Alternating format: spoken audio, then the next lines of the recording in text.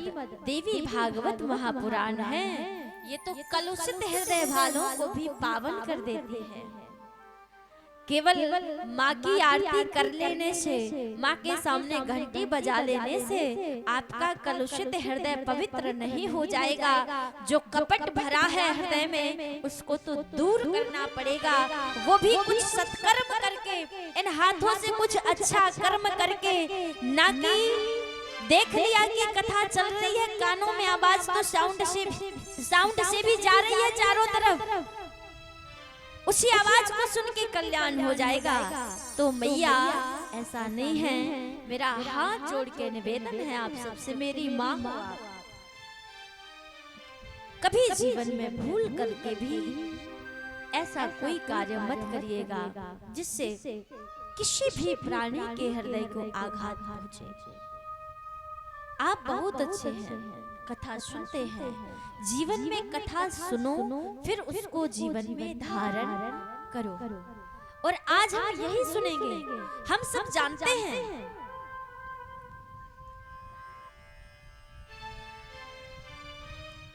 हम सब नवरात्रि कथा का जो रसपान करते हैं, हम नवरात्रि से क्या समझते हैं, मुझे ये बताइए। नवरात्रि जो आती है तो केवल नवरात्रि आई, व्रत को धारण किया और व्रत को धारण करके उसमें भी भाई फलाहार तो सब लेते हैं। अब व्रत से क्या होता है, उपवास क्या होता है, उपवास क्यों करना चाहिए, ये तो सोचो। उपवास का मतलब ये नहीं कि अपनी आत्मा को कष्ट दे रहे हो। बराबर व्रत करना अच्छी बात है, मेरा भी 9 दिन का चल रहा है, अच्छी बात है। लेकिन व्रत का मतलब क्या होता है, ये कभी जाना है आपने? नहीं जाना। किसी गुरु ने बता दिया, हमारे पुरोहित जी ने बता दिया कि व्रत किया करो, हमने कर लिया। सोमवार का व्रत कर लिया, बृहस्पतिवार का व्रत कर लिया। लेकिन याद रखो, व्रत में एक होता है त्याग, एक होता है वैराग्य। त्याग क्या है? गुरुजी ने कहा कि व्रत कर लो, इसीलिए हमने व्रत कर लिया। अब उसी टाइम पे बढ़िया गोलगप्पे का ठेला सामने आया। अब गोलगप्पे समझते हो ना, यहाँ पे क्या कहते हैं, पानी पूरी समझते हो ना। हाँ, अब उसका ठेला सामने आया, बढ़िया टिक्की का ठेला सामने आया, इडली डोसा का सामने। अब मन बार बार जा रहा है, लेकिन रुक जा रहे हैं। क्यों?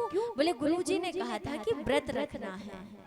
तो ये क्या है, ये किसी के कहने पर हमने त्याग कर दिया, इसको वैराग्य नहीं कहते हैं। वैराग्य वो है जब हमारे हृदय से ये इच्छा जागे कि नहीं, हमें तो ये करना ही करना है और हम ये करेंगे। और हमारे सामने 56 भोग रखे रहे, फिर भी हमारा मन कभी दूषित ना हो, कभी हमारे मन में ये इच्छा ना आए कि अब हम ये खा ले, अब हम वो खा ले। जो माँ की कृपा से प्रसाद मिल जाए उसी को ग्रहण कर ले, तो वो क्या है? बोले महाराज वो वैराग्य है। तो ये त्याग और वैराग्य की प्रवृत्ति है। व्रत और उपवास का मतलब होता है कि भगवान के करीब रहना। व्रत का मतलब ये है कि संकल्पित हो जाना। आपने 9 दिन का संकल्प लिया, मानो आपके मन से, किसी के तन से, आपके द्वारा किसी के हृदय को चोट ना पहुंचे, आपके द्वारा सत्कर्म ही हो, बुरे कर्म ना हो। व्रत का मतलब केवल व्रत करना नहीं है, उसके नियम संयम को धारण करना सबसे जरूरी है। 9 दिन तक प्रयास करो कि सत्य बोलो, 9 दिन तक प्रयास करो किसी की बुराई ना करे, किसी की निंदा ना करे, किसी की चुगली ना करे, किसी का अपमान ना करे, ये है। और ज्यादातर प्रयास करो कि सेवा सत्कार करने का अवसर जो मिले उसका भी लाभ उठा ही ले। वरना हम तो व्रत रखते हैं तो हम तो इस अभिमान में डूब जाते हैं। अरे हम 9 दिन तक व्रत हैं, हमसे ऐसा काम करने को कह रहे हो, हमसे हम व्रत रखते हैं। मैंने कई बार कहा है कि पाप का अभिमान करोगे तो बच जाओगे, पुण्य का अभिमान करोगे तो मिटने से कोई रोक नहीं सकता, वो मिटा देगा। पुण्य का अभिमान बड़ा खतरनाक होता है। पुण्य करना बहुत अच्छी बात होती है, परंतु पुण्य का अभिमान करना, घमंड करना, अहंकार करना, वो सबसे ज्यादा खतरनाक होता है। इसीलिए कभी भी इन बातों का घमंड नहीं करना चाहिए। हम आप नवरात्रि का दिन आया, ये आज मैं इसलिए समझा रही हूँ, इसलिए बता रही हूँ क्योंकि मुझे लगा ये आवश्यक है बताना। नवरात्रि का जो समय आता है, उस समय हम लोग क्या करते हैं, माँ की चौकी सजाते हैं, माँ का जागरण करते हैं, माँ की अखंड ज्योति जलाते हैं। लेकिन कभी चौकी का अर्थ जाना है आप लोगों ने? चौकी का मतलब क्या होता है? चौकी का मतलब ये नहीं कि बढ़िया सी चौकी लगा दी, माता रानी को विराजमान करा दिया, बढ़िया फूल माला पहना दी और अखंड दीपक जला दिया और व्रत कर लिया। बोले माँ अब तो साक्षात जगदम्बा हम पर प्रसन्न हो गई है। माँ का भाव अलग होता है, माँ की महिमा हर कोई नहीं जान सकता है। इसीलिए आज हम जानेंगे कि माँ की चौकी का भी अर्थ क्या होता है। क्या है ये चौकी शब्द? आपने फिल्म तो देखी होगी, सबने मूवी तो देखी होगी। आप एक बात बताइए, एक मूवी को फिल्म इंडस्ट्री वाले चलाने के लिए उस मूवी में कितना मटेरियल डालते हैं, उसमें सॉन्ग भी डालते हैं और उसमें कई प्रकार की हास्य परिहास की बातें भी डालते हैं। एक व्यक्ति का जीवन जिसको प्रदर्शित करने के लिए उन्होंने एक मूवी बनाई, एक फिल्म बनाई, लेकिन उस फिल्म को चलाने के लिए बोले महाराज उसमें कई चीजें ऐसी भी डालती जो वास्तव में उस मूवी के लिए जरूरी नहीं थी। और यही कारण हो जाता है कि उस मूवी की कॉमर्शियल वैल्यू कम हो जाती है। हम उस बुराई के चक्कर में जो उस मूवी की अच्छाई है उसको भूल जाते हैं, उस पर ध्यान बिल्कुल नहीं देते। आप सब ये जानते भी होंगे कितनी मूवियां हैं जिसमें हम बहुत अच्छी भी चीजें होती हैं, बहुत बुरी चीजें होती हैं, लेकिन हम बुराइयों को धारण कर लेते हैं और अच्छाइयों को भूल जाते हैं, क्योंकि ये खास बात है हमारे जीवन में। उसी प्रकार से बंधु माता की चौकी, अफसोस इस बात का है कि जो मूवियों में चल रहा है, अगर वही सिस्टम हम सब ने भक्ति के क्षेत्र में भी डाल दिया है। और वो कैसे? बोले माँ का जागरण चल रहा है, नवरात्रि चल रही है, माँ की कथा चल रही है, और माँ की कथा में जब तक 5-6 चुटकुले ना सुनाए जाएं, जब तक इधर उधर की बातें ना सुनाई जाएं, ये कथा अच्छी नहीं है, आनंद नहीं आ रहा, समझ में नहीं आ रहा। क्यों ऐसा क्यों? माँ की कथा है, क्या वेद व्यासी ने भी इधर उधर की बातें कही? क्योंकि हमारे मन की ये धारणा बन गई है, जब तक हमें सांसारिक बातें, जब तक हमें इधर उधर की बातें, जब तक हमें उसमें थोड़ा बहुत ऐसी बातें ना दी जाएं, थोड़ा सा मनोरंजन ना कराया जाए, हमें आनंद नहीं आता है। हम सब ने क्या किया कि हर भक्ति के क्षेत्र को भी मनोरंजन का क्षेत्र बना लिया है। चौकी का अर्थ हमने क्या बनाया? बोले माता के मंदिर में चौकी सजाओ और उसके साथ में बढ़िया सा माता की भेंटें गाओ, खूब नाचो, खूब झूमो, और यही हो गया चौकी का अर्थ। लेकिन वास्तव में केवल एक मूर्ति को सजाकर माँ के मंदिर में बिठा देना, माँ की अर्चना, पूजा, वंदना, ये सब बहुत अच्छी बात है। लेकिन उसके साथ साथ में चौकी का अर्थ, चौकी चौक शब्द से बना हुआ, जो संस्कृत का शब्द है, जिसका अर्थ है खरा। हम कहते हैं ना, सोने जैसा खरा, सोने जैसा खरा, ये चौकी शब्द है, ये पवित्र शब्द है, ये गोल्डन सुनहरा शब्द है, और इसका मतलब होता है प्योर, शुद्ध, पवित्र। माता की चौकी, माँ का दरबार मनोरंजन का दरबार नहीं, बल्कि वो साक्षात पवित्रता का दरबार है। वो पवित्रता की चौकी है, वहाँ पर शुद्धता का भाव होना चाहिए। और शुद्धता का कैसा भाव? बोले महाराज, वो शुद्धता, अर्चना करो, वंदना करो, और जब तक वो शुद्धता का भाव हमारे हृदय में नहीं जाग जाता, वो चौकी लगाना हमारा केवल दिखावा है, क्योंकि हमारे अंदर की आत्मा अभी पवित्र नहीं है, वो दूषित ही है, उसमें अभी भी छल भरा है, उसमें अभी भी कपट भरा है।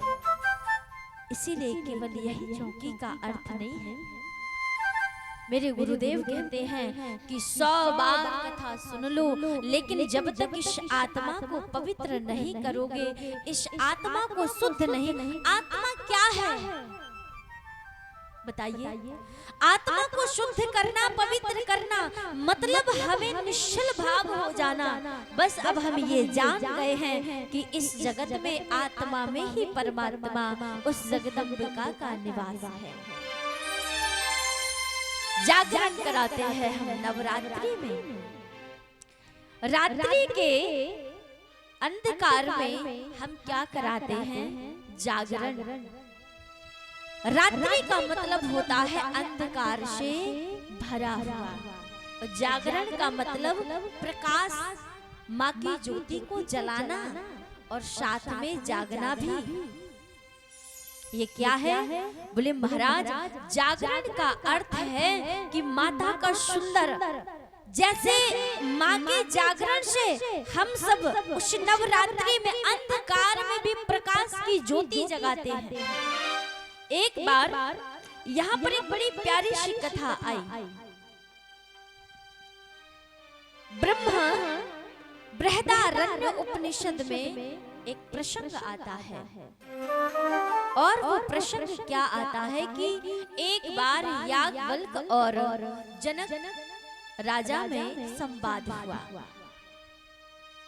जब संवाद हुआ तो जनक राजा से प्रश्न किया याज्ञवल्क्य जी ने कि महाराज, मुझे ये बताइए, हम जो अखंड ज्योति का प्रज्वलन करते हैं, ये अखंड ज्योति वास्तव में है क्या? जलाते हो ना 9 दिन अखंड ज्योति, अखंड ज्योति वास्तव में है क्या? मंदिरों में, हमारे घरों में जब पाठ चलता है तो उस समय क्या होता है? बोले महाराज, सारी रात जाग जाग कर उस ज्योति में घी डालते हैं कि ये ज्योति कहीं बुझ ना जाए, नहीं तो हमारा व्रत खंडित हो जाएगा। हम सारी रात जाग जाग कर उसमें घी डालते हैं। तो जनक जी ने कहा, महाराज, क्या अखंड ज्योति जो जलाई जाती है, ये वास्तविक अखंड ज्योति होती है? तो याज्ञवल्क्य जी ने कहा, मेरे हिसाब से तो नहीं, क्योंकि अगर वो एक क्षण के लिए बुझ जाती है तो फिर वो खंडित हो जाती है, और जो खंडित हो जाए वो कभी अखंड ज्योति नहीं हो सकती है। तब फिर क्या हो सकता? तब तो बोले महाराज, अगर अखंड कोई प्रकाश है तो वो सूर्य है, क्योंकि सूर्य कितना भी अंधकार हो, सूर्य का प्रकाश सदा प्रज्वलित होता रहता है। अब तो महाराज, जनक जी ने कहा, नहीं महाराज, सूर्य का प्रकाश भी अखंड ज्योति नहीं है, क्योंकि जब रात्रि का समय आता है, संध्या ढलती है और संध्या वेला जैसे ही इस धरा पर धीरे धीरे उतरती है, हमारे सूर्य नारायण भगवान का अस्त हो जाता है। अतः रात्रि तो तब भी आती है जब संध्या का समय हो जाता है, सूर्य का प्रकाश अपने आप समाप्त हो जाता है, तो फिर सूर्य अखंड ज्योति कैसे हो सकते हैं?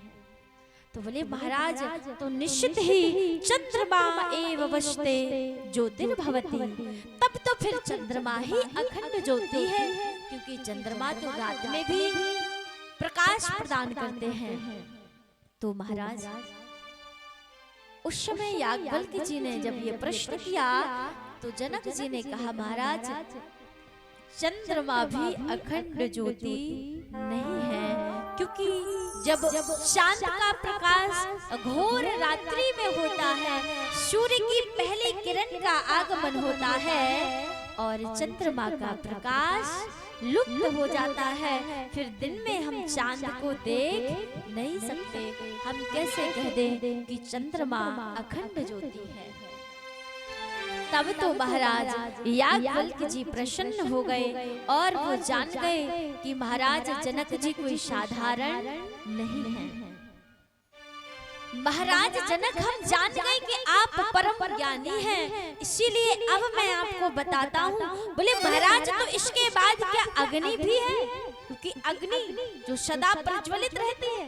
बोले महाराज, अग्नि में अगर पानी डाल दो तो बुझ जाती है। अग्नि का अगर सामने हवा का झोंका आ जाता है तो आग बुझ जाती है, वो सदा शाश्वत जलती नहीं रहती। अतः अग्नि भी अखंड ज्योति नहीं है। तब फिर क्या है? बोले महाराज, अखंड ज्योति जलाने का मतलब है ज्योति का जागरण करवाओ, ज्योति को प्रज्वलित करो, लेकिन ज्योति के साथ साथ सबसे शाश्वत अखंड ज्योति है, वो है आपकी आत्मा। क्या है? वो है आपकी आत्मा। नैनम छिन्दन्ति शस्त्राणि, नैनम दहति पावकः, न चैनम क्लेदन्त्यापो, न शोष्यति मारुतः। ये आत्मा सदा शाश्वत है, ये अखंड ज्योति जिसका निर्माण उस परमेश्वरी जगदम्बिकेश्वरी माँ ने किया। जब से इसका निर्माण हुआ, बोले महाराज, कोई तीर में इतना साहस नहीं जो इस आत्मा रूपी ज्योति को भेद सके। इस आत्मा रूपी जो हमारी ये ज्योति है, ये प्रकाश पुंज है, किसी आग में इतना साहस नहीं इसे जला सके, किसी वायु के झोंके में इतना साहस नहीं कि बुझा सके, किसी जल में इतना साहस नहीं इसको गीला कर सके। ये शाश्वत ज्योति है, यही हमारे जीवन की अखंड ज्योति है। इसीलिए अगर जलाना है तो अपनी आत्मा को प्रज्वलित करो, अपनी आत्मा को प्रकाशित करो, और ऐसे प्रकाशित करो कि जहां आप जाएं तो आपके आसपास रहने वाले का और आपके समीप आपकी आत्मा को भी कष्ट ना हो और आपके आसपास के लोगों को भी कष्ट ना हो, सदा प्रकाशित रहे।